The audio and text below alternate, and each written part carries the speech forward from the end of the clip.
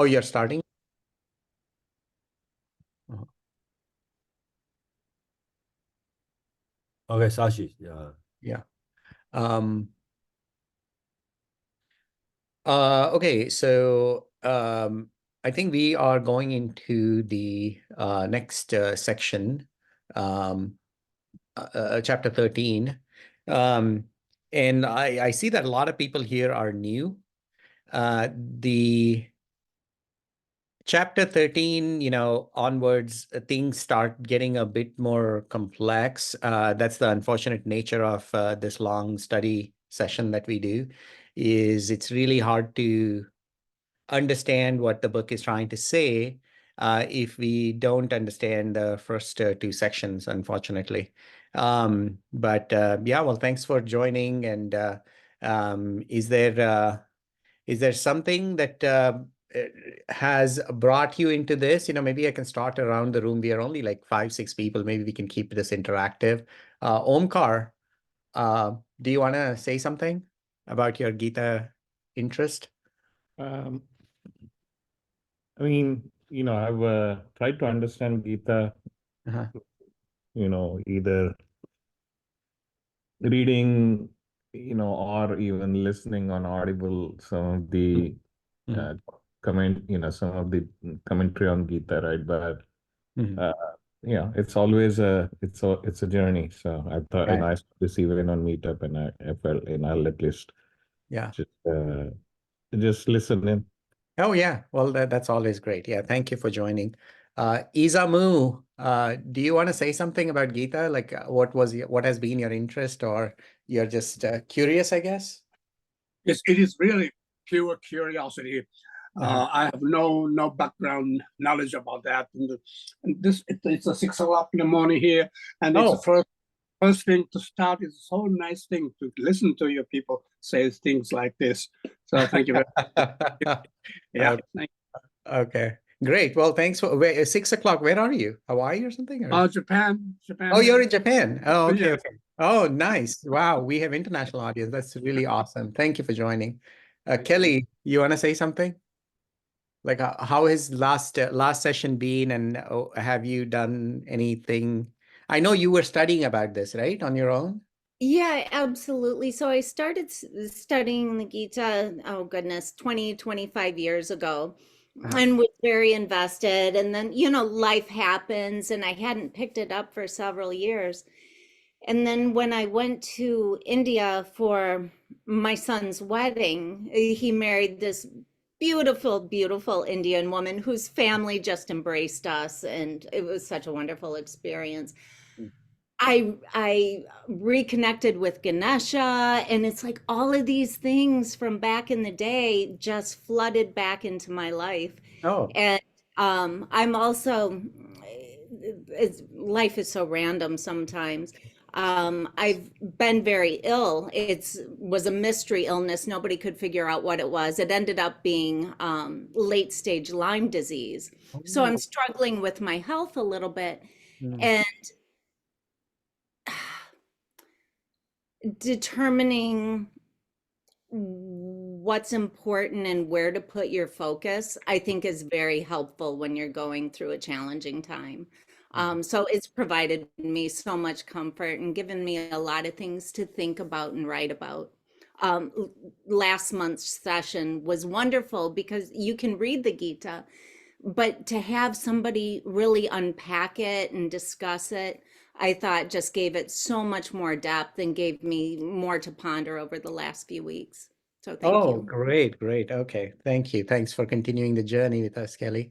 Hey, Joe is back after a long time. Joe, how are you?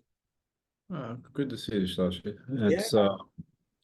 Yeah, I mean, I've been a busy few months, but it's good to see you. And I Yeah. too, I mean, I'll just echo the same sentiments that Kelly was just echoing, in the sense that your graphics, I think the time that you put into them, and um, the series that you have led, as actually brings new life to the Gita, and we've covered it in pretty good detail at 52 Living Ideas. And so, Mhm. uh, it's much appreciated how much work when goes into this, and so it's good to see you.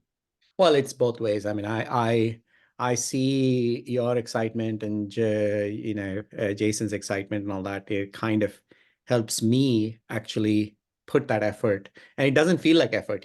It kind of feels like because I'm at a point in myself in my life where all these teachings are helping me to unpack my life in a different way. And so yeah, it goes both ways. Thank you. Thanks for joining. We missed you for a long time. All right. So Jane, what has brought you here? Like how is your interest in Gita?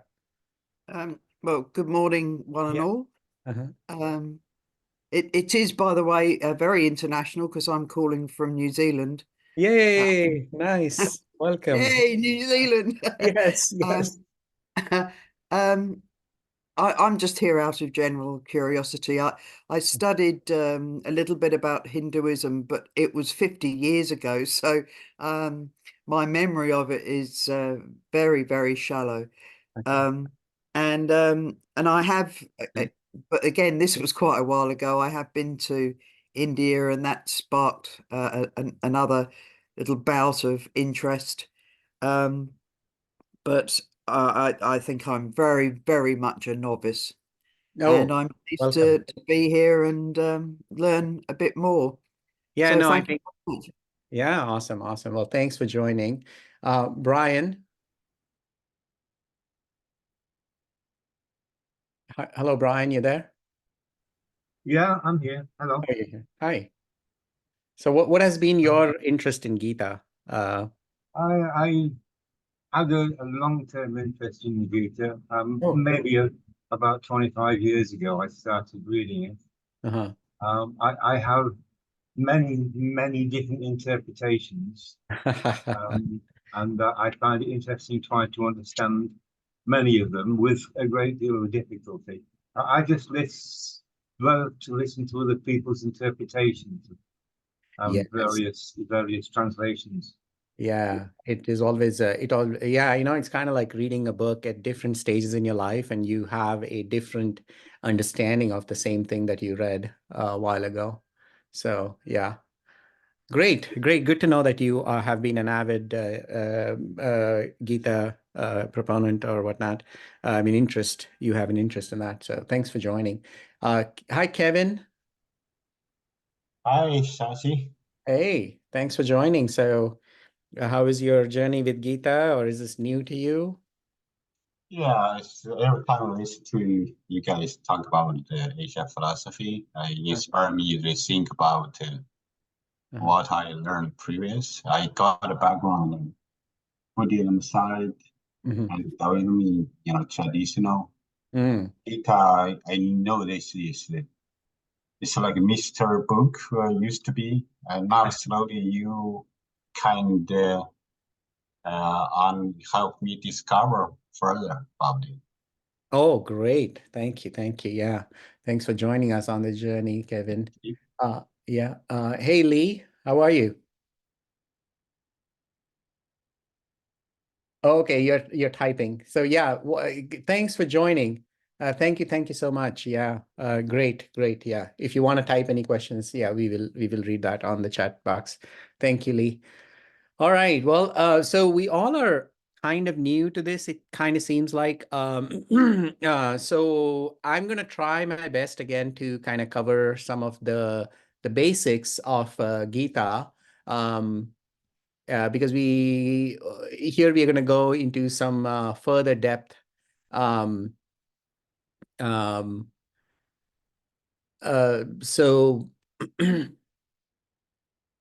So let's talk a little bit about the background, since all of this is kind of new to some of you guys. So I'm going to talk a little bit about the first six chapters, what happens just briefly.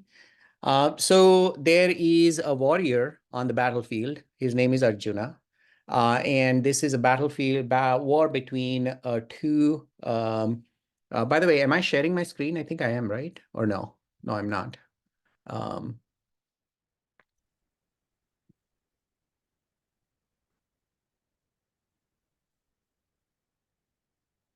Are you able to share? Okay, good. I'm going to share now. Yeah. Okay. Yeah. Okay. So so what happens is he is being ridden on a driven on a chariot, and he has chosen his close friend Krishna, and he doesn't know Krishna has this deeper understanding about life or whatnot. He's just his pal, and he has chosen him to be the charioteer, and he is supposed to be on one side, the lead warrior, if you will, and on the other side is his cousin who is trying to steal the whole kingdom, which rightfully belongs to Arjuna. Um, so it's a battle, and the so what happens is he realizes after, and there's like a whole epic that has happened prior to getting to this stage. So it takes a long time to get to this point where the battle is about to happen. And there is all kinds of politics and this and that, fights and all of that stuff is happening during that time. So now the battlefield, this is the last moment, it's sort of like the climax, if you will. And Arjuna suddenly kind of feels dejected. He is like wondering, why are we fighting this war right at the moment of the war? And he starts having these double mind, like, oh, wait a second, this is all my family on the other side, and it's going to be my grandpa is fighting against me on the other side, and my teacher, who's my favorite teacher, he's also fighting from the other side. So what if they are lost in their choice? And but is it even right for me to fight this war, right? So he starts asking these questions at that moment. And now all of this at the first time when you read that chapter 1, it just seems like, wow, Arjuna is such a nice guy. And, the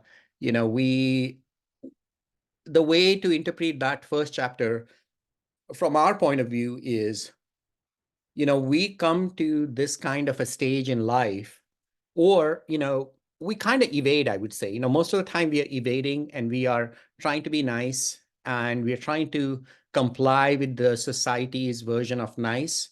And we go along with in the life, almost kind of like floating without even noticing life pass by or the depth of it. So it really needs like when these kind of moments happen, not specifically this battlefield moment, but there are moments like this where you wonder, deeper questions that come to your mind is, am I doing this as an obligation to the society, or do I want to do this, right? So two different things.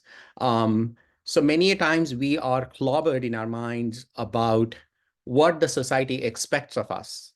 And with the social media and all of that stuff, it has become even more worst problem these days, right? Where, it is all about getting the validation from the other parties involved or anybody. And now, your reach can go beyond your, immediate friends to all the other people who are on the social media, right? So you're trying to align with what they think.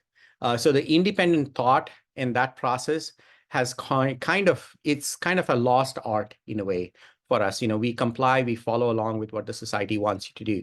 So Arjuna, in that first chapter, is kind of saying these things. But if you look at some of the history of how this day happens, 3 days before that, there has been a certain conversation with the other side, his uncle, and the uncle is trying to convey to him, look, you want to fight the war on this silly kingdom, but he himself is keeping the kingdom for himself, and he's giving him all this what good people should do and this and that. So that is kind of at the background of his head when he is coming up with these ideas about like, hey, if I kill these people, we're going to go to hell, and there's all kinds of horrible things that is going to happen. Men are going to die, women are going to become widows, and this and that, and kids are not going to have a father.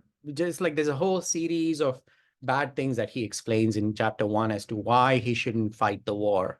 And that's when Krishna, his friend, he listens to that, and he kind of just wakes him up, and he says, look, you're acting like a coward. If you fight this war, you're going to win it. And you might win it or you might not win it. Here you're assuming that you're going to win it, and the other party is going to get killed by you. But regardless of you win or not, you are a born warrior. And we are here at the war, and everybody is waiting for you, and you have to continue with what you have started. And if you notice, what happens at the beginning is that Arjuna asks Krishna, hey, can you drive the chariot along the battlefield, because I want to see who is on the other side.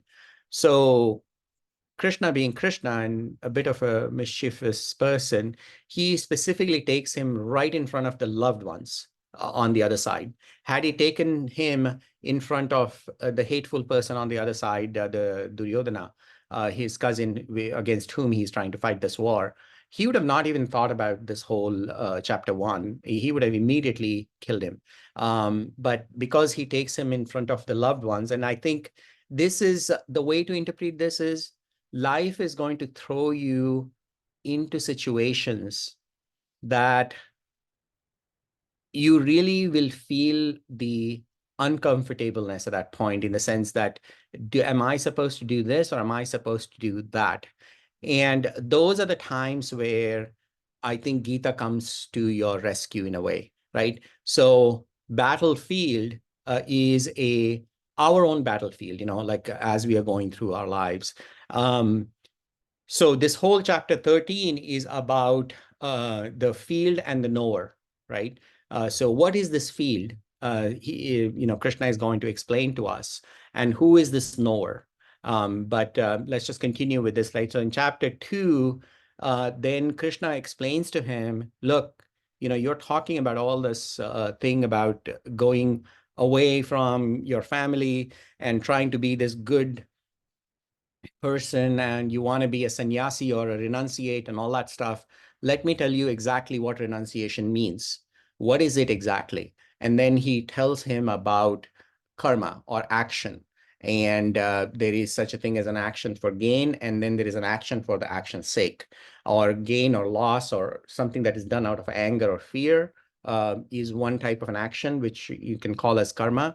And that karma kind of builds on itself, and you have to continuously do that stuff. The other thing is an actionless action, in a way, where you as a doer have not participated in that action, yet you have done the action.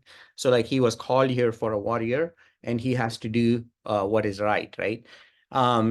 So there is the whole chapter 2 and 3 kind of extols on this notion of what is doing, and when we are doing, how we should not bring ourselves as I am doing it, versus it is being done through me, like two different ways to look at it, right? And Arjuna is in the phase of listening at that point, right? He is really, that the first chapter of dejection is something absolutely crucial in all of our lives, where an existential crisis comes to us, and we start questioning the existence and this superficial living that we are doing, where we cannot really see the depth of us as human being. Why can we look at something and feel happy about it? Or why do we look at something and go sad? And why can we understand something? I'm speaking something, you are understanding, and I'm speaking, so there's certain kind of a something higher is going on within us, even on the mundane, smallest thing that we do, when we eat, I don't know, drink coffee or something, something really benign things that we do around. there is a certain element of joy or anger. There is a notion of I-ness. I am learning this. I am hating this. I am liking this. So that's it. That is that deeper, when you're doing it, you forget that, you are the joy or sorrow is coming to you because you're so much focused on this thing that is giving you the joy. So you associate that thing to your joy and you forget that, man, this me is something more than this. And we are continuously chasing this outside object, this or the other or the other or the other, or we are running away from this or the other or the other or the other, right? And this is what Arjuna, in a way, he was doing his entire life. And here he comes to where he has been called for an action, and he is he's speaking this very high philosophical language to kind of get away from his duty. And uh, Krishna is waking him up, right? And because he has gone through this deeper existential crisis in that moment, he has this ability to listen. See, when we just live a very superficial life, um, sometimes all this knowledge that is around us, and we sometimes innately know something, but we are not listening to that inner voice. We are continuously we're not listening. We have lost the ability to listen because we uh, we kind of keep ourselves busy in the noise that is out there, and we cannot like pull ourselves away from that noise and sit with one problem and kind of address it. We don't. We are continuously wanting to do something out there. So that reaching out stops us from listening. So the first section was really the focus on how something brought him to the point where he is willing to listen. And then, chapter 4 talks about what is the right action. The idea is that we all do something. We all are always doing something. We cannot not do anything, right? So when we are doing something, the idea is that he says, change the doing part to use that doing to clean yourself. What does that even mean? Not that you're doing any evil or anything like that. He doesn't really talk about sin or nothing of that sort, right? All he's saying is that when you're doing something, watch yourself. If this I am doing it type of a notion comes into that doing, that's a bad action. Done. That is an unclean action. So immediately you change that notion. You're doing it, and you're not the doer. This is happening because there is a certain skill that you have achieved, not because of you, because of just everything that the universe has given. And you have been brought to this moment and you are doing it. And you need to find the joy in just the doing part, not worry about the results. Because that's the other thing that we focus too much on is the winning part and the results, if it is a good result or a bad result, and that kind of both of them kind of hurt us, pleasure and pain. And the idea is when you're doing this action, it's not about you're fixing the world. World doesn't need us. World is fine by itself. But you should be thankful that something has brought this about where you are going to do this action. So this changes the whole attitude towards that action now, right? Because there is one way where you say, look, I'm this expert and I know this and I am doing this and I'm fixing your problem. So it puts the other person down and you go at this high level, right? And which is what Arjuna was trying to do. He's like, hey, look, I want to play this really peaceful guy and I want to run away from this war and I am fine to give away my kingdom and I'm going to become this renunciate and all that. So all very highfalutin ideas, but Krishna knows this is not going to work because that's not his fundamental nature. And the whole idea is that you want to use your day-to-day very silly actions that you do, drinking water, serving water to somebody, cleaning or whatnot, anything that you do, bring the attention back to this whole notion of who am I? Like who am I? Like what is this? Right. And I think that suddenly the action becomes not about fixing the world, but fixing myself, because as if we are cleaning all the layers that the society has brought about around us. And then, you know, in chapter 5, he talks about the meditation and all that stuff. So meditation somehow, we have come to an understanding that we got to close our rooms and sit in the room and have this chants going on for 1 hour. And after that hour, you go about your business in the world and do all the shit that you were doing before that, right? So when I read Gita, that's not the understanding that I walk away from, right?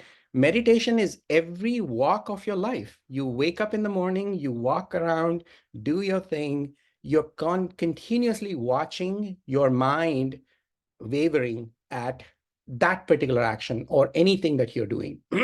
Or if something is causing you anger, something is causing you fear, or something is making you feel like, oh, you know, I'm doing this better. Why isn't that not being accepted by this other person, right? That is the part that you want to renounce. And this is where Gita is kind of unique in the sense that it says you want to live in this world, participate in all the good, bad actions on this planet, capitalism, communism, whatnot. It doesn't matter. Be here. And the idea is, what are we renouncing? We're not renouncing all the billions of dollars that you're making. That's not what you're supposed to renounce. What you're renouncing is this doership. Like whenever the notion comes in your mind that I am doing it and I deserve this, that is the part you just have to kind of chop at it. And it is the most difficult task, and it is the highest penance, if you will. The penance is not that, oh, I'm going to fast for 25 days and that is going to somehow make the world a better place. No, it doesn't. If you watch yourself, that is going to be a much more, and this is what he kind of explains that, right? And then, you know, chapter 6 comes along, and the idea is that when you are doing this, don't do it as if like, you know, oh my God, I got to give up something. But you will realize over time that, you know, this anger and fear is not chasing me, neither are the goals chasing me. And there is a certain different kind of happiness that comes about in your actions in day to day. And that is sort of a self-analysis of what is happening. You don't have to tell anybody. Nobody's going to judge you. Nobody should be judging you, and you shouldn't be judging the other person. This is your own personal journey, right? So that is the whole thing about first 6 is about addressing our lives where everything is based around actions. So if we are based around working, how can we utilize that to really get to this place where, you know, it is all about dhyana or meditation and all that stuff, not by, you know, doing any rituals, you know, no temples, no God, nothing of that sort, right? It's about watching yourself, right? So that is the, so the focus here is, you know, the Tattvamasi means you are that. That is the very famous saying in the Vedanta thing. You are that, meaning that is, you know, something out there which is the God, right? What the highest teaching in Upanishad is, you are that, you know, you are the God. So the first thing is Tattvamasi, Tattvam. Tat means you, Tvam is, you know, that, right? So Asi means are. So first part is all about you, you know, this is our life.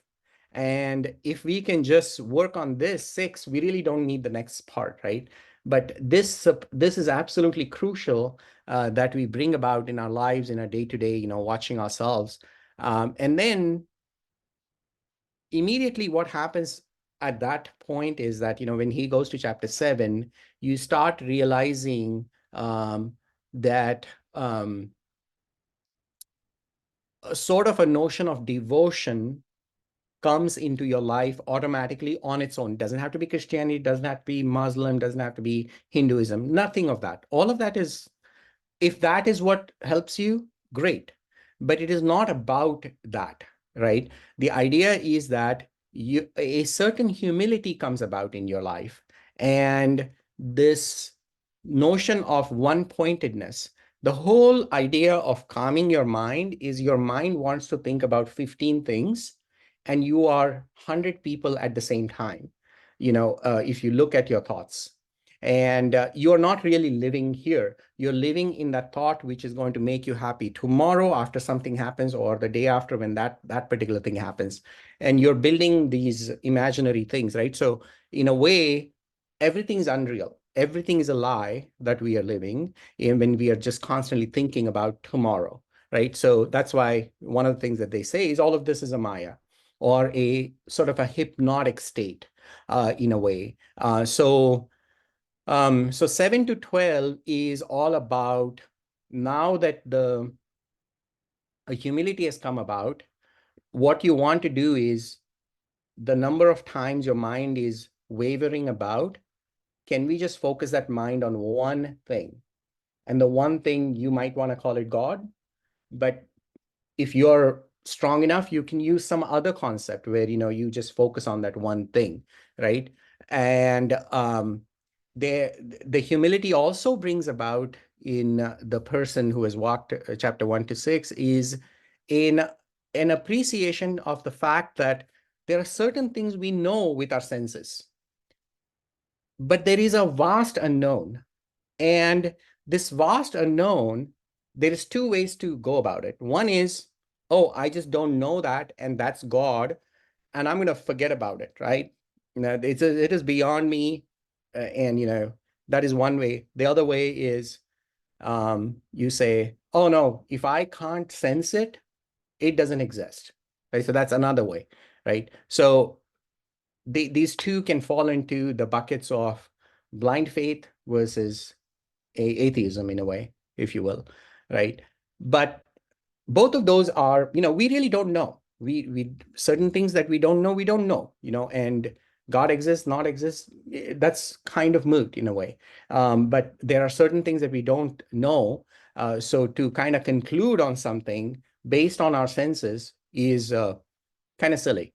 So the 7 to 12 is all about, now you are really opening up to understand this unknown, because a humility has come about.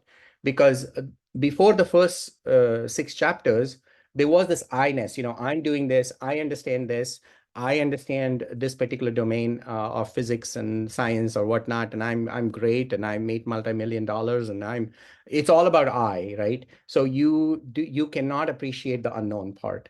So, but the whole action, the chapter 1 to 6 kind of is supposed to make us humble about the world. And now you're open to really understanding. But if you're not there, then chapter 7 through 12 is also kind of like, it just feels like mumbo jumbo, which is, I've gone through this phase in the past. Where the notion of devotion or God just find one will find kind of ridiculous. It's like, what is that? Why are we even doing that? And there's so many wars around us about religion and all this, and here is yet another book trying to tell us about God and this and all that stuff. But there is more to it, in the sense that you have gone through the act of cleansing yourself, and now you're willing to understand the unknown.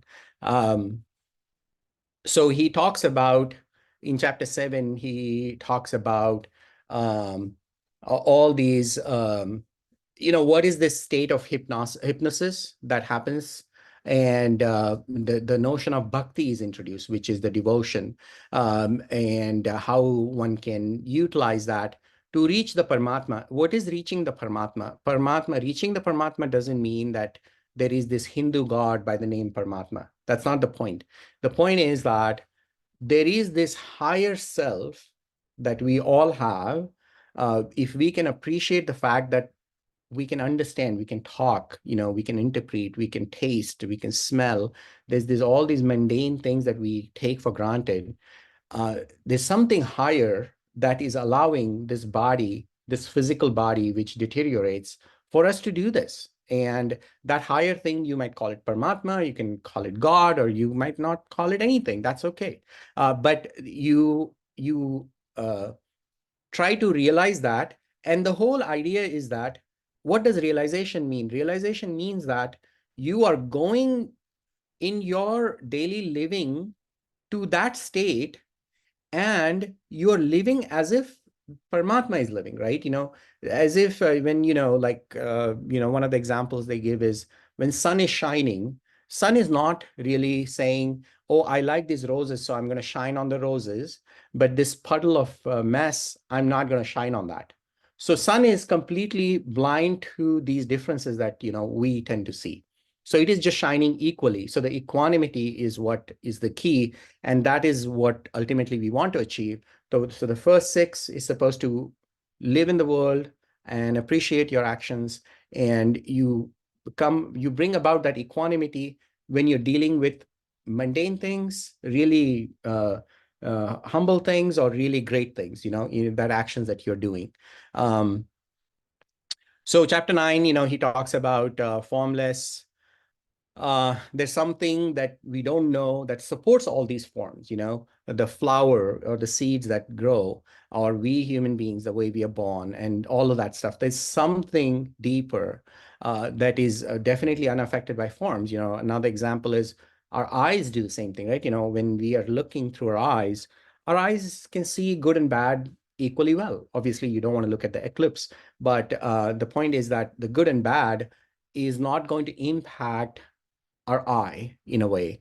If we tend to want to not look at something, it is mostly because of our disgust.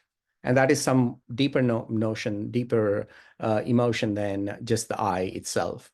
And so this 7 through 12, the first 6 in effect was kind of like a listening phase. And 7 to 12 is sort of like Arjuna saying, well, show me, I'm now curious. Not show me as if like, well, why don't you prove it to me? Like that's not, you're not humble anymore, right? It's, you really like want to appreciate this more. And he says, what are your forms? Can you tell me? Like, how can I see them? Where can I see you? Right? He asks that.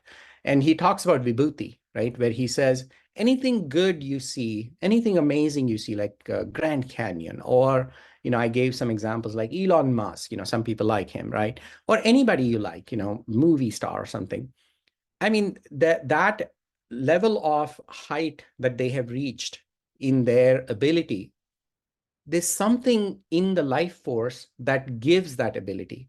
So what Krishna says is, appreciate the God there, right?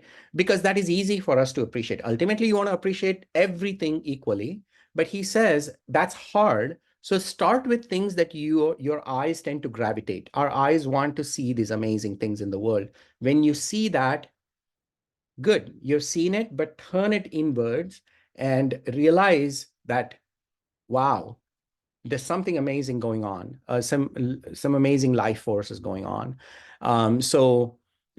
This trying to see that one formless, unknown in every daily observation, right? So once you have that, what happens is you're training your eyes, you're training your way of looking at things, again, bringing that humility in you, right? And you're looking, you're not trying to find problems, because that's most of the time what we are ending up doing and hurting ourselves and hurting a lot of people in the process. But here you are appreciating life in a way, right? As it is being manifested in things that you can easily appreciate. So then chapter 11 comes about and he says, this is amazing. And I want to see for myself this nature of Virat. Virat means this vastness that you are talking about. And it is so overwhelming. Like, I understand what you're saying, but, all of this is so overwhelming. And, the way I interpret this, and, there's 2 ways to interpret. One is that, Krishna being such a deep person, he explains to Arjuna in a fashion that that relays or conveys the notion of vastness. That is one. The other is, let's say Krishna was not there. This is just an inner voice, inner talking, inner discussion that Arjuna is having. And he realizes that, oh, man, I forgot, I did not see greatness in this person or that person or all that. And then you suddenly realize, man, everything, people getting born, people dying, and people, things happening and all of that stuff. it's just overwhelming. It's just such a huge thing, right? And you know, could it just be a one solid atomic thing, you know, like this one solid thing, and so many things are happening in that one thing, right? You know, it just is very overwhelming at that point when one comes to this understanding. So it's either an inner journey or it's a journey along with Krishna. So, and then we come to chapter 12, where he talks about the fact that, you know, one of the question Arjuna asks, and, you know, we have that question too. You know, we have a great example in Buddha, where Buddha basically said that I don't believe in God. That is one. And then you have all these other people who are also great examples, like Saint Francis, let's say, on the Christianity side, or you know, there's all kinds of great examples all across the world. But in India, there is saints like Kabir and Mira. You know, if you look at them, they have made their whole life about you know, praying, writing these amazing poetry about you know, they seem like they're about God, but they are more about life. If you really kind of peel off the layer of God from that. And so, and they're happy, you know, they're playing the music and they are dancing and all of that stuff. So they are exuding sort of joy in life, if you will. And then you have Buddha. There's nothing wrong with that, right? But Buddha has this austere understanding, a deeper understanding of like its nothingness, right? And that's another way of looking at life. So we have that example. So one thought comes to our mind, you know, what is the right path? Are we supposed to follow what Buddha says, or are we supposed to follow these people who dance like crazy, or they are singing hymns like crazy and all that stuff, right? You know, they both just don't seem right. And sometimes, you know, we gravitate towards something only out of a societal pressure, where we say, oh, you know, like everybody like talks nice about Buddha, maybe that's what I should do. Well, what Krishna says is that he says, while that is a good path that Buddha has taken, obviously he doesn't talk about Buddha, but you know, the dhyana, the mechanism of jnana, right, knowledge, which is what we're going to talk about. While that is good, where you know, this unknown is formless, and you can immediately understand the formlessness of everything in the world. That's why everything becomes unique and one to you. So you're not picking and choosing, you're not hating or loving, right? So while that can happen to some people, it is the most difficult path for everybody, because we are wired to love and hate. So one of the things he says is that, you know, in 7 through 12, he says, well, until you will reach to what Buddha has achieved, but until you reach there, assume a certain form God, you know, is there, and do that one-on-one working with that God, you know, be it a little statue and whatnot, right? Doesn't matter what it is. But the formed God, he says, is easier for us to build all these abilities that he talks about. And then automatically, you know, your journey will gravitate towards this understanding about the world, or even the fact that you are putting all your devotion and your depth of life into this piece of rock. That itself is amazingly marvelous. But then now you can take it to the next step, where you start seeing amazing things in your kid, in your son, in your husband, in your friend, in your neighbor who you hate, or some politician that you hate. And you know, it kind of starts like, if you can put your devotion into this piece of rock, why not in a living being who is this you know, exuding intelligence and all that stuff. Not that you have to be enslaved to him, but the fact that you can now see good things in that person is something that changes you, not the other person. He might still be doing all kinds of crazy things, but it is not up to you to fix that person. It's up to us to fix us. So formless, he says, is very difficult. So he says that, you know, once you have done all the action cleanup and all that stuff, it becomes easier for you to follow certain upasana. Means that here you are now following your heart, if you will, or your mind. But now your mind, you're trying to keep it focused on one thing. And then comes this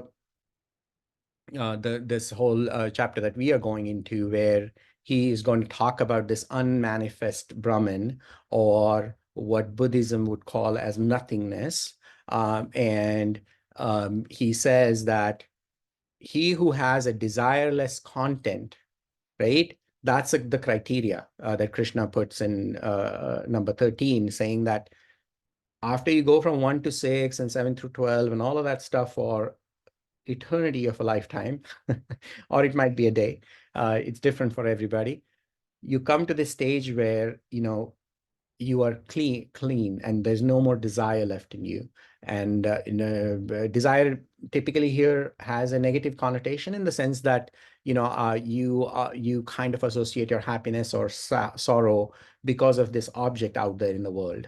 And that is what desire means here. Unfortunately, there's no good replacement word for what it means in Hindi or in Sanskrit. So that's your preparation to go into this. Yeah, I mean, when you come to chapter 13, sometimes I myself, I'm definitely not an expert in chapter 1 through 12. I try it, we all are trying. It might feel a little beyond me at times to kind of talk about all this stuff, because it is, what we are trying to do is we are trying to understand this unknown with these really inefficient words and understanding that we have. But the idea is that when you want to learn something, it really needs to be converted into this deeper inner requirement. Like, almost like, if I don't understand this, it's going to be a life or death situation, in a way. So you come to that, for example, like physics, if somebody wants to go into physics and excel in college, he really wants to do it. She really wants to do it. Only then is she going to be succeeding. Not because, most of the time people float around in the life and, they do it because they're going to get these accolades and all that stuff. And I don't think they turn out to be the most successful people, right? Successful people unknowingly are doing it because there is this inner drive that has brought them to that particular action. So the listening part initially, and then the seeing for oneself in a way, has brought you to this inner want to learn, who is this person within me, wanting to see, wanting to listen, right? Knowing where is that happening, right? A long time ago, we did this Kathopanishad, where this young kid goes to Lord of Death, and he asks him, what is the real happiness, like all that stuff. So that is the anahata, meaning an inner voice, inner call, if you will, without this kind of like when we hear something, there's two parties, right? Where somebody says something and we're hearing. So it's kind of like an ahat, meaning it's two things coming together and you can hear the noise, right? So a lot of our interaction is kind of an ahat in a way. It's a noise. It's a noise that comes from two objects hitting each other. But this inner voice, really, there's no other object. It's just you. So anahat means, one of the things that in Zen they talk about, a clap with only one hand, right?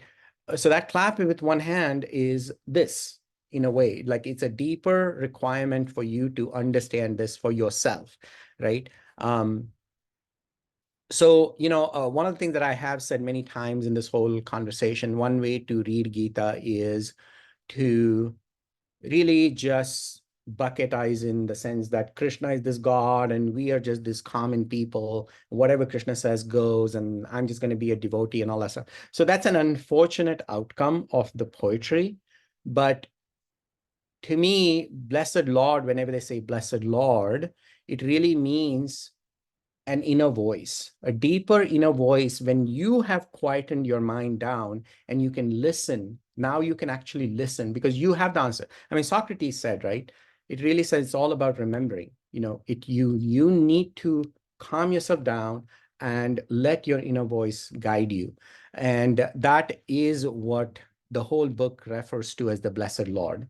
It just so happens that Krishna already has that deeper inner connection. So he must be explaining that to Arjuna. We don't know, but it might just be Arjuna talking to himself for all we know. And one way to read the Gita is to read as if you are Arjuna, the whole thing.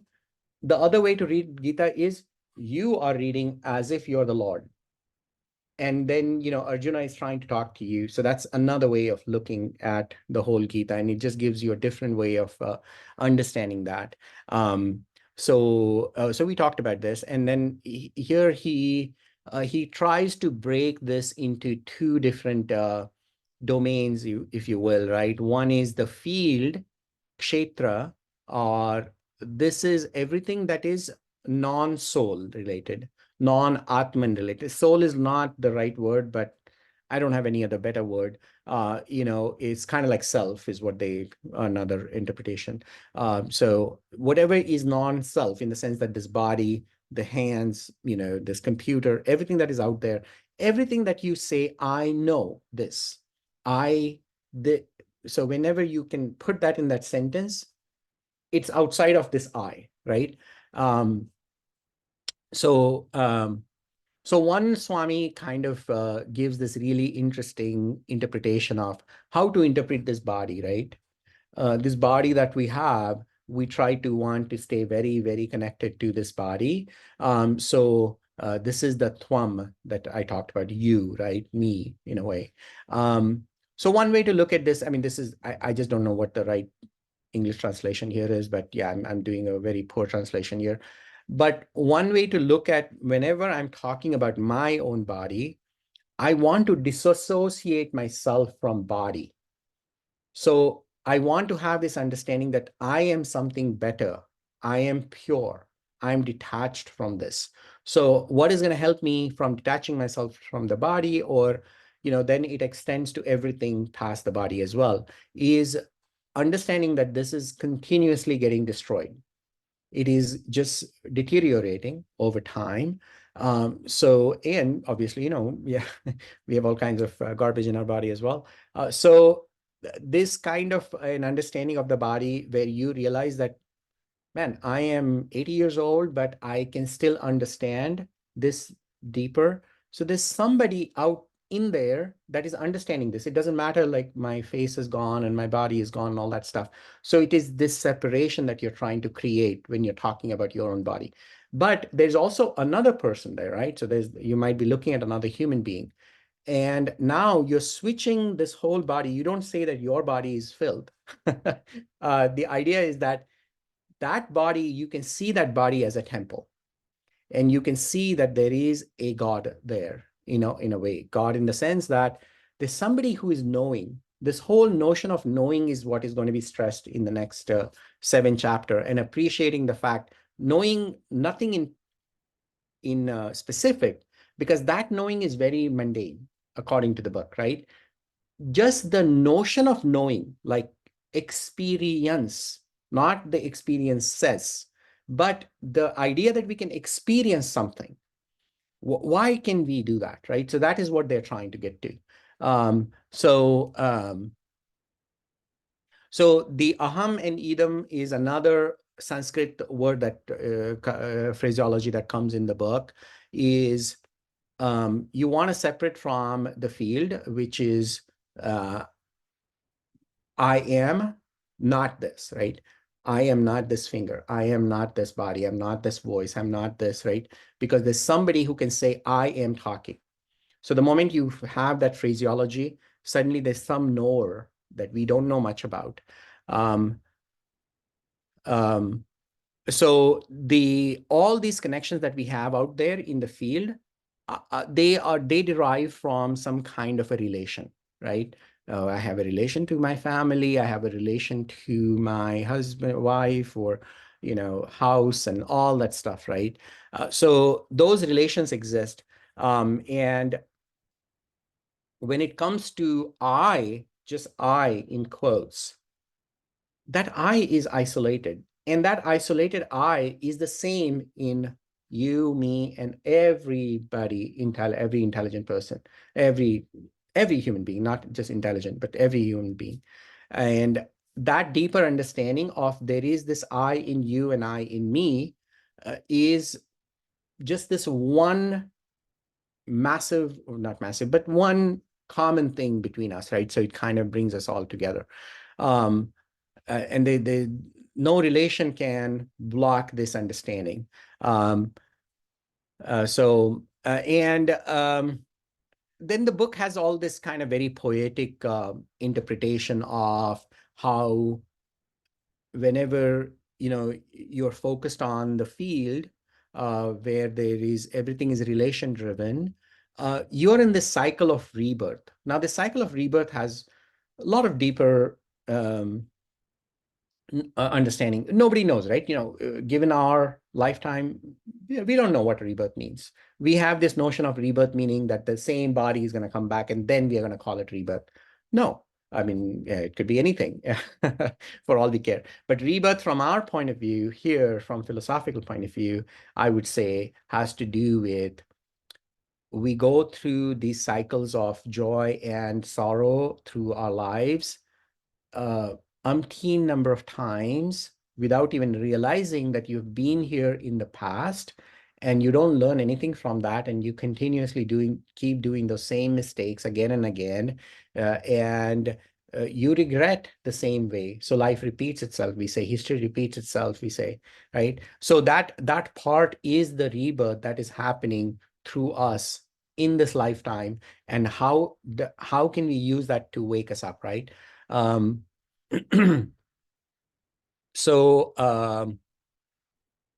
yeah, the field is all of that stuff. I mean, there's a lot of the actual word itself, kshetra, has so many deeper understandings about it, and then the body, which is the sharira in our language, has a deeper understanding. And the key takeaway from the first two lines, we're really just only in 2 lines in this chapter, same, nor, and all, right?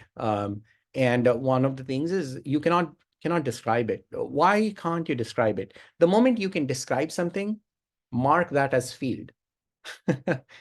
Because you're describing using these senses, these eyes.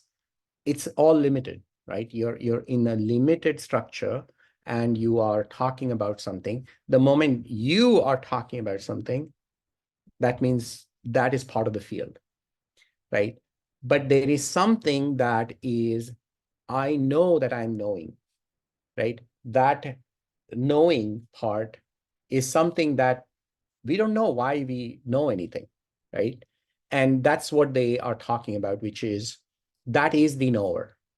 And that knower is understanding that is the most ultimate thing. And it is also impossible to understand that, right? So it's a bit of a dichotomy here in the sense that we want to understand it, but it is also impossible to understand it. It's kind of like, I keep going back to that book that I mentioned a few sessions ago in another lecture. What is that book, Jason? I keep forgetting that book. The one where, it's about the 2-dimensional and the line thing. The Flatlanders, I guess, right? The Flatlanders or something. Yeah,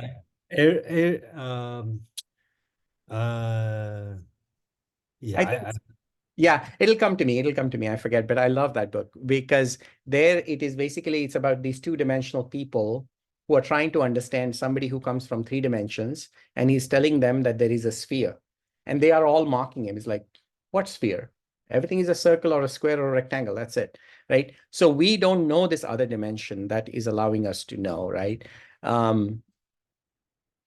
So we kind of at this point become sort of speechless at that point, right?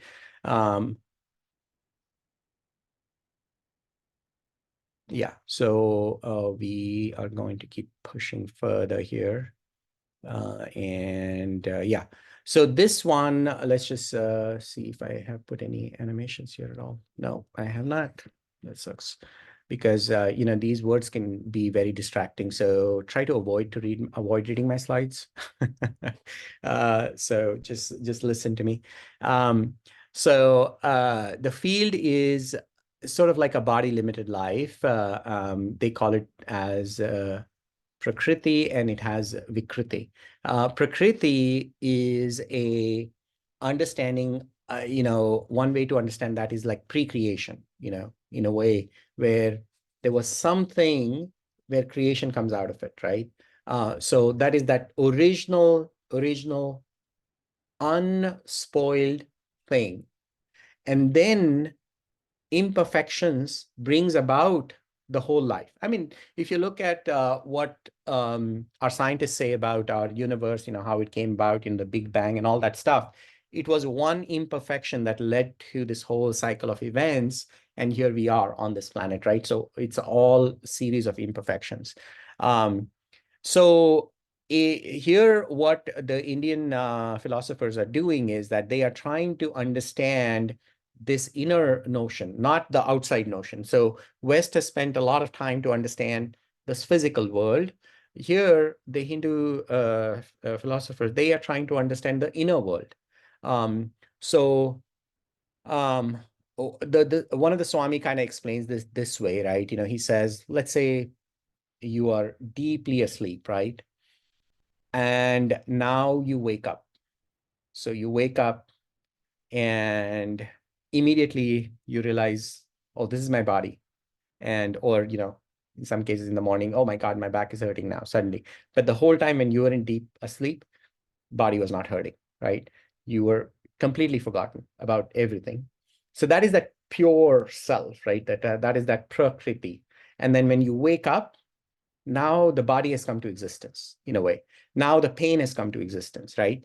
And then you suddenly realize, oh my God, my body is hurting. I am aware. So there's this awareness comes about, like that lower back is my back and it is hurting. And then you realize the world around you, I have the patio door or somebody else is sleeping on my side or whatnot, right? So you now realize there is this other and then there is this me. And now you're even more awake and suddenly all the thoughts start hitting you and, the feelings have come to you and, you are now like, trying to follow these feelings and they will define your entire wakeful life. They will drive you to do whatever you want to do. And they're also part of your destruction in a way, your daily destruction. And what gives us that notion of continuity or the solidity, if you will, is this body. This body that we have. Daily we look at ourselves in the mirror and we say, "Oh, I exist." And so one way they put is that Prakriti, when something comes out of it, as a sort of an imperfection, right? All of these things that come out are imperfections. So it's kind of like one example they give is like our kid who is born through us is sort of like a distorted version of me in a way. And that cycle continues.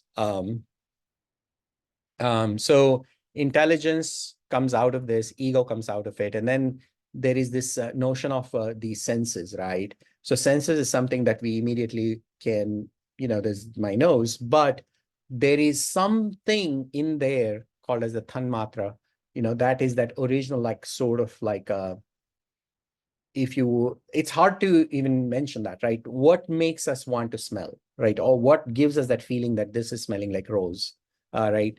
So there is that deeper, and that is that consciousness or the unknown, right? And then there are these, the senses itself are broken into like three different things, which is one is action, means I'm voicing out things.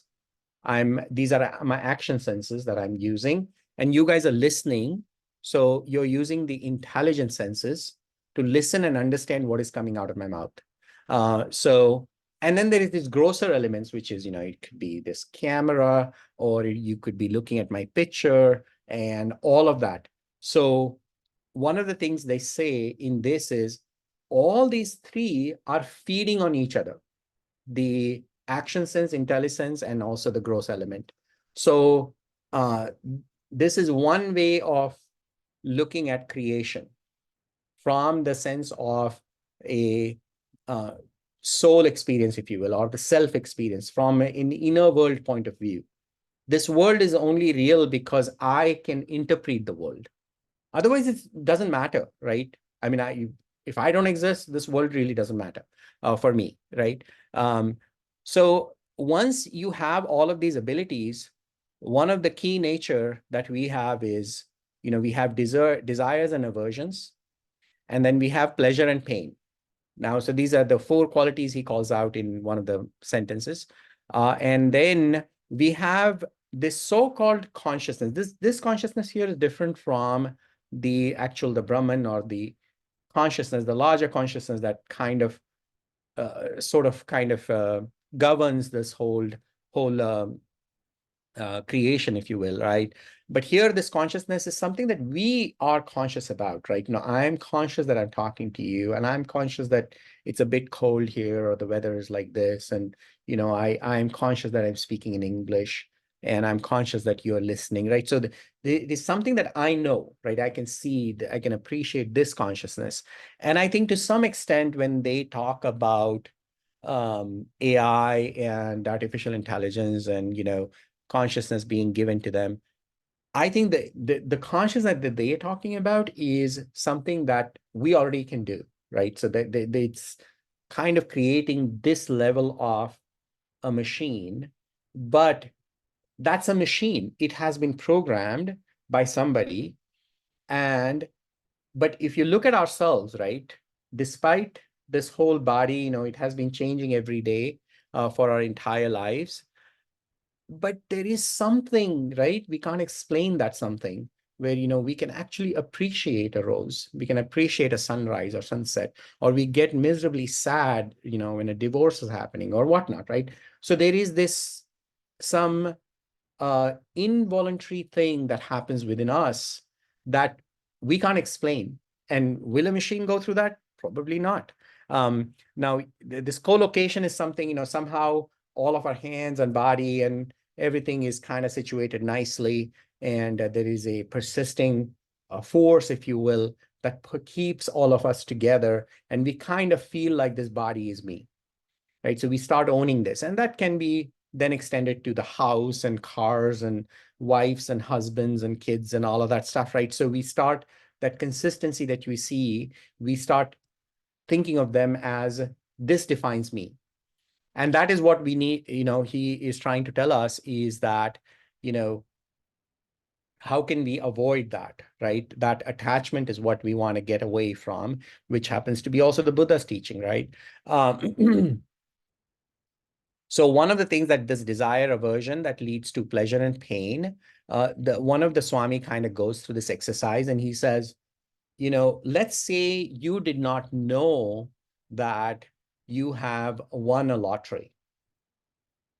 And you don't know, in your bank account, suddenly there is a few million extra dollars there.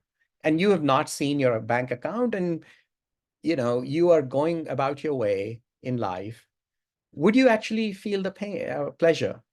Until you see that, nothing, right? Nothing happens to you just because somebody has put this amount of money in your bank. So the pleasure that we get is when we know whatever we wanted, we got it, right? So this is a deeper understanding in the sense that, yes, it sounds like a very mundane statement, a very common statement, but I think what it is trying to say is if we did not know, so focus is on the know, right? The knowing part.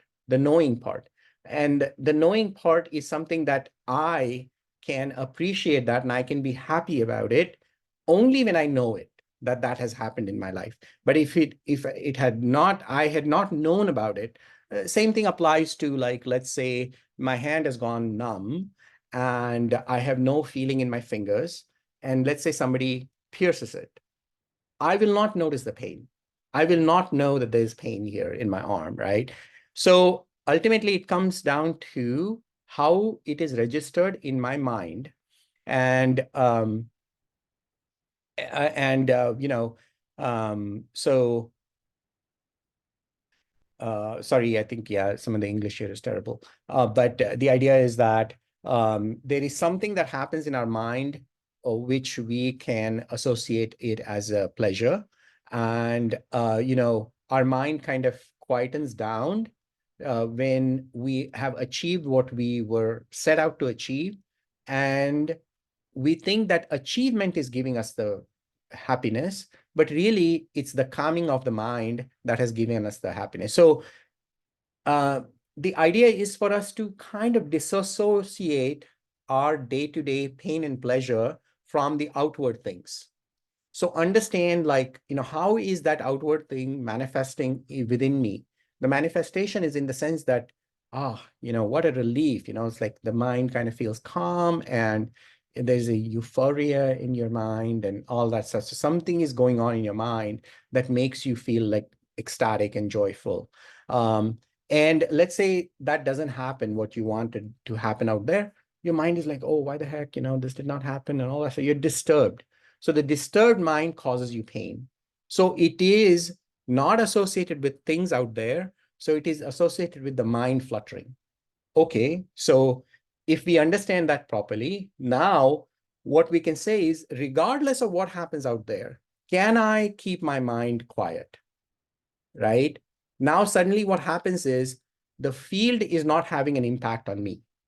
It's kind of like the puddle or the rose not having impact on the sun.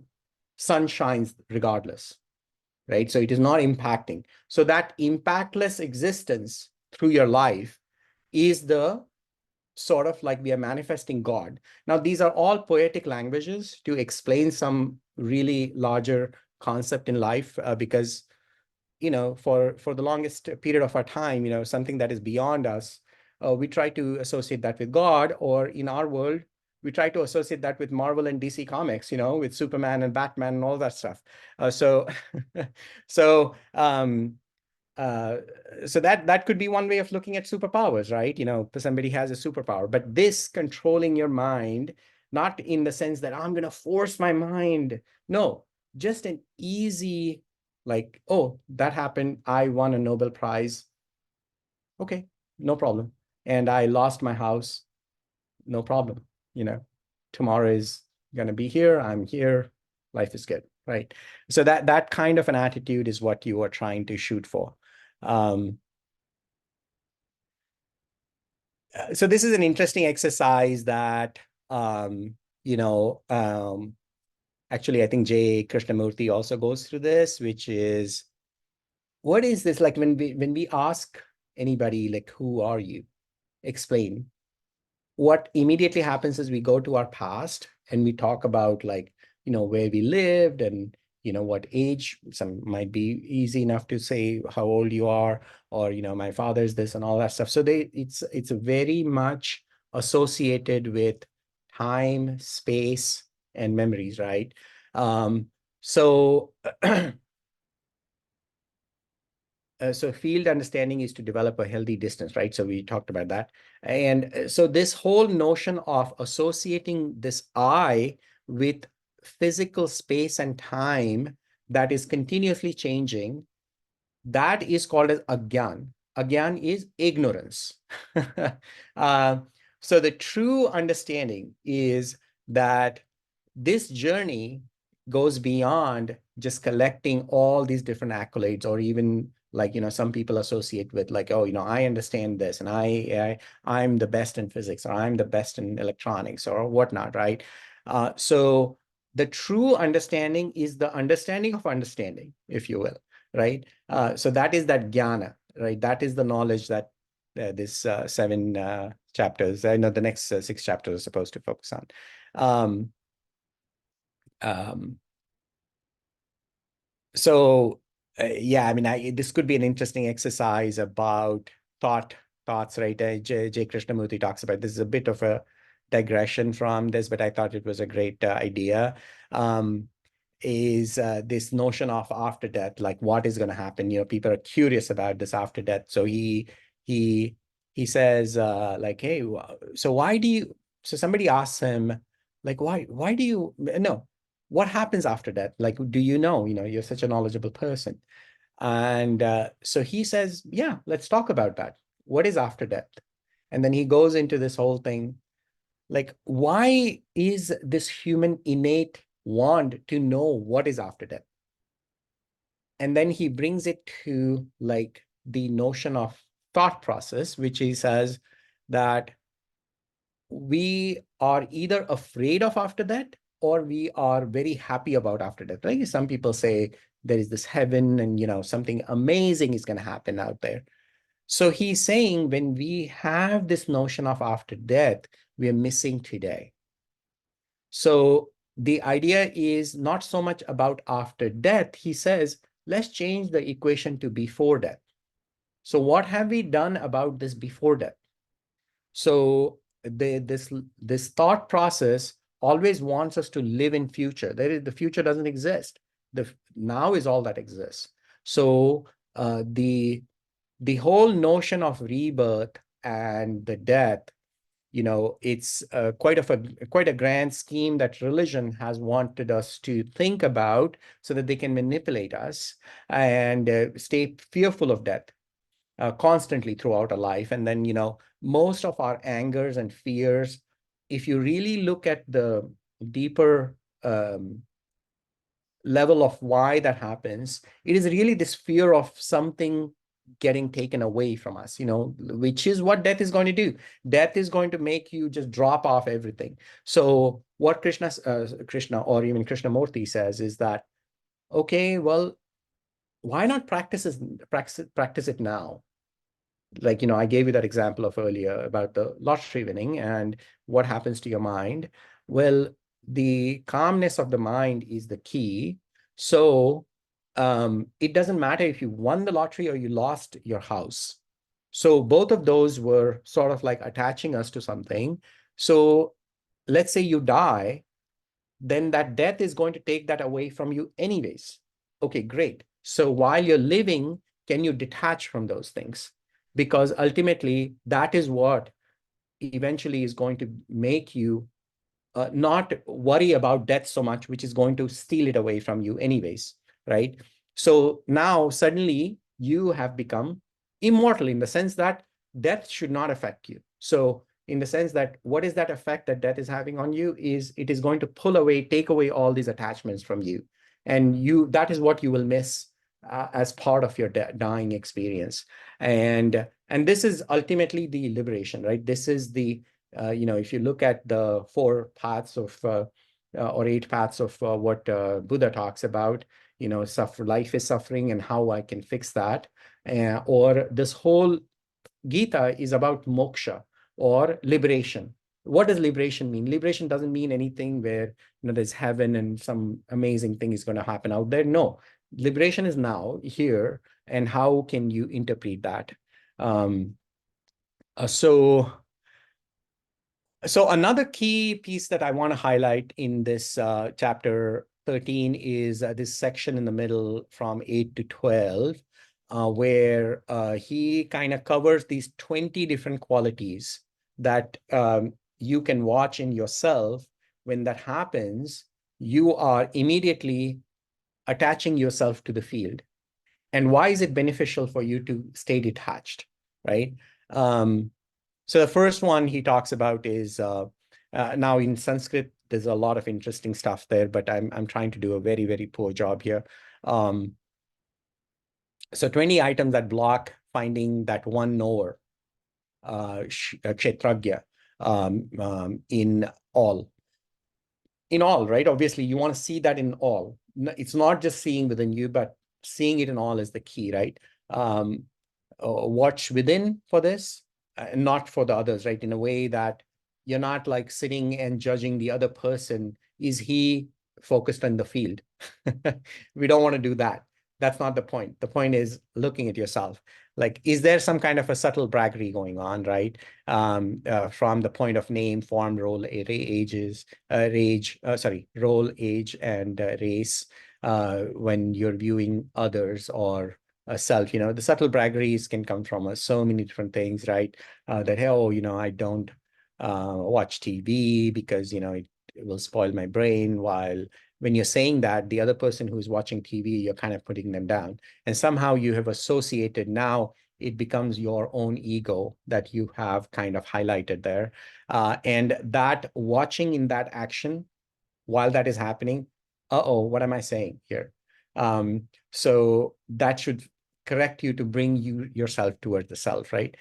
Sometimes the charity becomes about showing off, right? Or there's also this whole notion of like, hey, I'm collecting so much knowledge, I'm reading so much, so I must be something great. And then, there is also another thing that is going on in our society all the time, is that many people are depressed, and many people, and some of them are for right reasons. But one of the ailments of our society today happens to be, and probably it has always been there, but it has gotten worse because of the social media, is this attention economy, right? We are always seeking attention. And in fact, these big companies are banking on that, right? So they're giving you all these tools so that they can make money off of your attention-seeking nature, right? So one of the things that we tend to do is constantly talk about our ailments, our sadness and depression, and repeat that story to ourselves that, there's something depressing going on in my life. And what that makes us do is like really feel important. And that's another thing. He then talks about violence. Violence can happen not just physically, but also just emotionally and subtle ways when you are doing something out of spite or love even, right? There is a certain chain of violence that you're creating. And this can happen through body, physically you're hurting somebody, through speech, but even just mind. Even let's say you're not involved with anybody, but some thoughts are coming to your mind, right? Those will subtly control some of your actions in the world. And that can lead to some massive issues on the planet, if you will. And I can keep talking about this in the sense that if you look at all kinds of crazy crises going on around constantly, right, in humanity, and also the planet damage and all of that stuff, is all related to these very benign seeming, not physically hurting anybody type of a thought process that most of us go through. Holding grudges, crookedness, physically, mentally, even the speech wise. And then, this is key, right? Non-learning attitude. Like if you, anytime, whatever is happening on the planet, in any engagement that you're having, any conversation you're having with anybody, it's not about judging that other person, but taking away something to cleanse yourself. Like your notion of like, oh, this particular situation is making me angry, my mind is fluttering, and well, how can I keep my mind calm while I engage with this, right? So that there is this, when you don't have this learning attitude, it will cause all kinds of problems. Non-serving. So one is learning, right? Well, learning is one thing, but then there's non-serving really. One good way of interpreting, one of the Swami talks about it is, it's not about serving just because you want to be kind, because that is going to be, again, feeding your ego. Serving means that whatever you have learned, you're now implementing it through your life. When you read something in the book, you are actually reading it because you want to change yourself, right? And now you are serving the planet unknowingly, right? So you're doing something good when you are fixing yourself in a way. And then, just the whole filthy thing, he just talks about just the dirt and all that stuff. One is the physical part, the other is the mental part. That is also something of a thing that, again, is kind of egoistic in a way. Then there is this getting too excited immediately, or getting too angry, getting too happy, or too sad too quickly. a lack of control over your mind. Yet, you know, what happens is people in power will want to control other people. And, you know, there's a lot of the gurus, and, you know, I'm definitely not a guru, but I'm talking about all these very high ideas. But I struggle myself with anger and fear. So working on that. Um, yeah. So then he goes on. There is also this notion of seeking satisfaction through these senses, right? This is where you feel like if I do something, or if I get that new Tesla, or if I get that other thing, that's how I'm going to be satisfied, right? That is going to keep you away from the knower. I am ego. So here,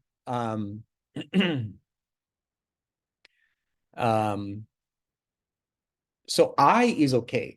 But what happens is it goes into I am ego, in the sense that this comes from all the desires and everything, and you associate with that ego. And that is where the problem is. But if you go back to I, that is, you know, in a way, it is unaffected, it is pure. But the moment these extra things attach, and then you forget about this I, and this becomes the I. And that's the point here, right? So you have pulled yourself away from yourself. And one of the names for God is Aham. That is the I, right? You know, that is within us. So there's interesting interpretation of Aham and all of that stuff, you know, when you break it out in Sanskrit. So then there is also like a lot of people just waste our time in body issues, right? You know, like, oh, you know, continuously feeling worried and down about some illness. Yes, there is illness and you have to take your medicine and all of that stuff, and there's issues going on with the body. But if you distance yourself a little bit while the medicine is fixing itself, you are keeping your calm and that happy, stable mental composure, if you will. Has so many ways, effects, right? One is it's reducing your stress, and it might even help fix the ailment. But what happens is many a times, you know, we are constantly kind of like talking about our body ailments, and that talking also, much like what it does with depression, is probably is aggravating that pain. And so there is this notion of asakti. You know, this is the word that comes in Gandhi's whole interpretation of Gita as well. Those are the two books that we are reading, right? Gandhi's and Aurobindo's. So he stresses on this a lot. The attachment comes in two ways. One is I own this, like, you know, my kid. The other one is I belong to something, right? So this whole thing is attachment. And that is the part that is, remember we talked about the experience of death, is that this is going to be breaking. So why not prepare for that now? Not that you have to run away from these relations. You have to very much be in those relations, but understand that, you know, you don't want to be depending on those too much. Because then what happens is those are the ones that start controlling your happiness and sadness. So yeah, this is kind of repeating the same thing, I guess, up here. Constant focus on physical. Oh yeah, you know, a lot of us, I tend to go to the gym all the time. So one of the things he says is, you know, when you have too much focus on that, just the body and, you know, eating really good stuff to keep yourself physically healthy and obsessed by it, right? That is also kind of taking you away from your true nature. That doesn't mean you got to eat unhealthy things. The point is that there should be a good balance. And then, you know, some of us are busy doing this, where, you know, God is somewhere far out there, right? And I'm going to pray in these 15 minutes that I will do. Now, remember, this book was written when there was a lot of people who followed God and all that stuff. So you can think about this in so many ways. We put things on pedestal, and once we put it on pedestal, somehow we feel like we have achieved that, or we are respectful of that. So we must be good, so that is the part where, like with Buddha's teaching or any philosophies that you learn or whatnot, right? Once you learn, if that thing just goes on the rack on the bookcase or whatnot, and then you feel good that you've finished that book, that's a problem, in the sense that that is going to build your ego. So you are living here versus here, right? Instead of you're living in the ego in that situation. This adulterated devotion comes across clearly in one of the lines where he says about adulterated devotion means that your mind is constantly like wavering between, let's say, two good ideas, like this or this or this or that. And so you're not following the path or whatnot in its truest sense. So you're not getting any benefits out of it. So that's where, you want to inculcate a bit of a inner patience with something that you're doing, and you do that dedicatedly, 100%. And whatever you're doing 100%, be it your work or be it talking with your wife or husband or whatnot, right? In all of these interactions, 100% is the key, so that unadulterated, devotion is a strong word, but this concentration to this active listening, let's say, and he's staying with, this is also another big thing with our society, right? We are constantly seeking for a group. We have lost the ability to, we get bored very quickly, so we have Netflix and we have so many avenues to kind of run away from us. So the idea is Gita is all about running inwards, but we find all the avenues to run away from ourselves. And that is a problem, right? There is this, he actually calls this out where, there's too much involvement with worldly matters. What does too much involvement mean? A lot of the time, if you've lately, a lot of the social dinners, at least the ones that I'm having, what happens is invariably it's about politics. And you get this really angry vitriol around the dinner table, and then you get pulled into that conversation, and then you're saying all kinds of crazy things. None of the people on the table can really act upon anything, and you are creating all kinds of anger. You go back home with that anger and fear, and we just feeding on that anger and fear. So apparently that was a problem back then too. So nothing new. So all he's saying is that you can't fix the world.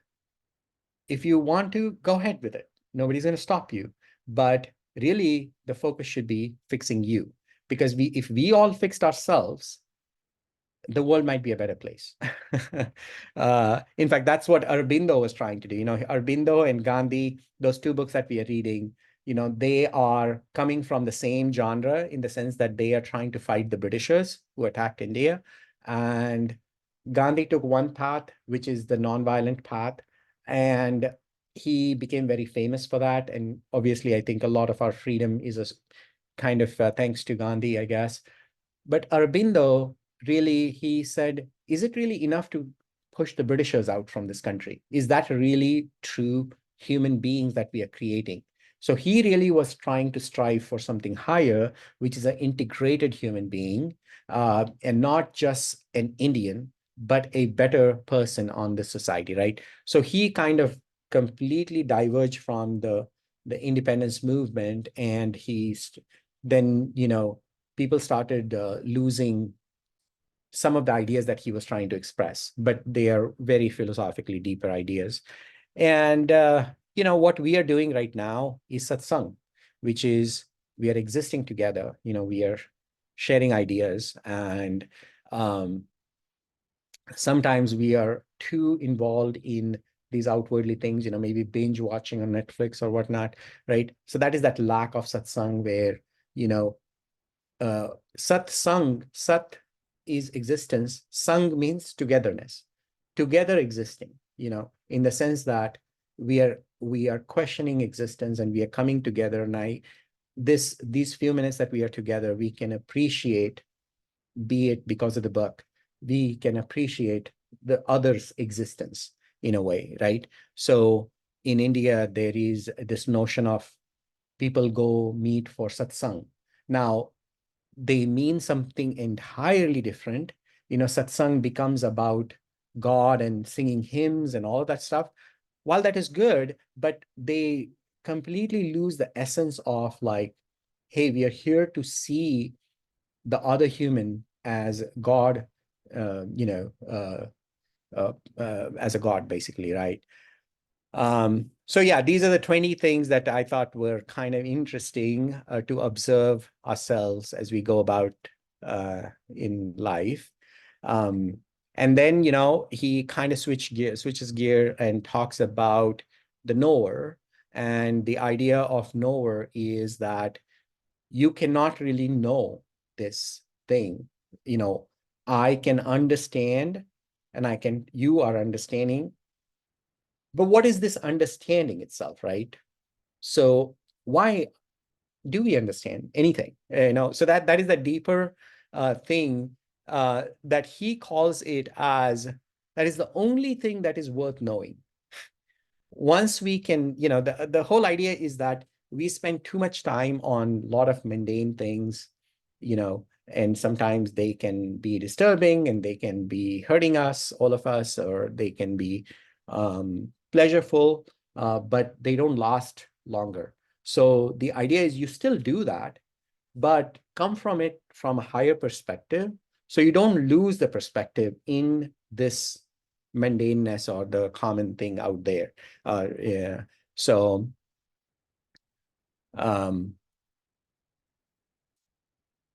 yeah, I think there's a connection to the story of Simba, but maybe we can get to that eventually later on.